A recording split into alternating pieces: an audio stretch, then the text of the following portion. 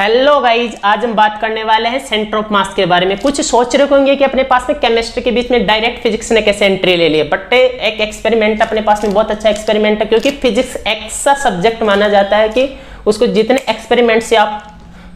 Experiment करोगे उतना ही वो आपको अच्छे से समझ में आएगा। तो आज अपन सेंटर ऑफ मास के बहुत सारे एक्सपेरिमेंट करने वाले। आप जाइएगा नहीं, आप कंप्लीट वीडियो को देखिएगा, लाइक और कमेंट करके जरूर जाइएगा। बहुत चीजें आपको सीखने को मिलने वाली है, स्पेशली नीट और जेईई स्टूडेंट्स, जो आपको फिजिक्स आपके बहुत सारे काम करने वाली है, क्योंकि आपको नीट और जेईई के एग्जाम्स क्रैक करने हैं और उनमें फिजिक्स आपके पास में इंपॉर्टेंट रोल निभाती है। तो उन्हीं के बारे में अपन एक छोटा सा एक्सपेरिमेंट करते हैं। ये मेरे पास में आ गया मार्कर के बारे में अपन सबसे देखें कि मार्कर का सेंटर ऑफ मास कहाँ होगा। यदि अपने पास में इसका जो मास है ना वो इसमें इक्वली डिस्ट्रीब्यूट है, तो इसके मिड में अपने पास में इसका क्या जाएगा, सेंटर ऑफ मास आ जाएगा। जैसे इसको चेक किया मैंने, यहाँ पे इधर रखने की कोशिश की, ए गिर गया अपने पास में, तो इसका मतलब सेंटर ऑफ मास पे मेरी अंगुलियां सेंटर ऑफ मास तक नहीं पहुंच पाई है। और मैंने इसको यहाँ पे रखा, इसका मतलब अब इसका सेंटर ऑफ मास का इसके मिड में है, तो ये रुक पा रहा है। थोड़ा सा इधर खिसका दूंगा तो ये इधर गिर जाएगा, क्योंकि जब अपन किसी को भी बैलेंस करने की कोशिश करते हैं तो अपने जो फिंगर्स है वो उसके सेंटर ऑफ मास पे होना जरूरी है।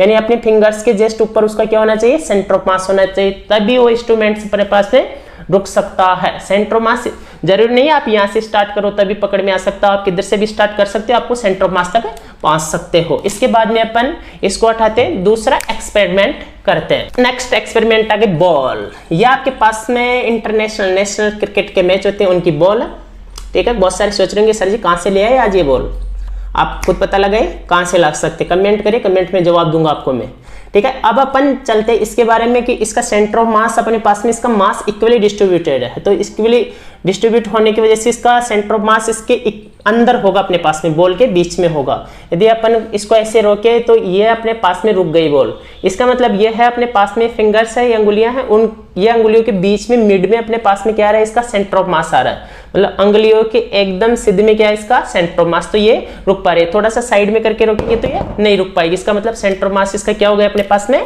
चेंज हो गया। मेरे पास में आ गया गिलास। अब हम गिलास के बारे में बात करते हैं। इसका सेंटर ऑफ मास देखिए, इसका मास इक्वली डिस्ट्रीब्यूटेड है, बट अपने पास में इसके एक पार्ट यहाँ से एक्स्ट्रा, इसका मतलब इसके मिड में यहाँ रहेगा सेंटर ऑफ मास, अंदर की साइड में यहाँ के आसपास रहेगा। देखिए अपन इसको ऐसे रोके तो ये कब रुक पाएगा, जब अपने पास में इसके फिंगर्स, अपने पास में इसका सेंटर ऑफ मास यहाँ आ गया। अरे बीच में जरूरी नहीं है मास, सेंटर ऑफ मास में हो, मास के सेंटर में होना चाहिए वो, और वो जहाँ पे सेंटर ऑफ मास हो वहाँ पे मास हो, ये जरूरी नहीं, हो भी सकता हो नहीं भी हो सकता है।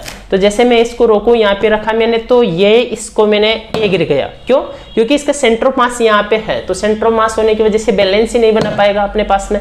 यदि इसका सेंटर ऑफ मास नीचे होता तो ये गिरता ही नहीं, जैसे मैं इसको छोड़ूं तो ये वापस खड़ा हो जाता। जैसे अपन नेक्स्ट एक्सपेरिमेंट करते हैं। मेरे पास में 2 गिलास आ गए एक साथ, वाह, इनसे अपने पास में सेंटर ऑफ मास बहुत अच्छे से समझ में आएगा। जैसे मेरे पास में एक गिलास है, इनको मैं यहाँ पे रखूँ, अभी इनका सेंटर ऑफ मास कहाँ है ये कैसे चेक करेंगे, एक बार गिराते अपन दोनों को। ये मैंने इनको पकड़ा, ये अपन ने इनको गिराया, ये वापस अपने पास में खड़े हो गए यार।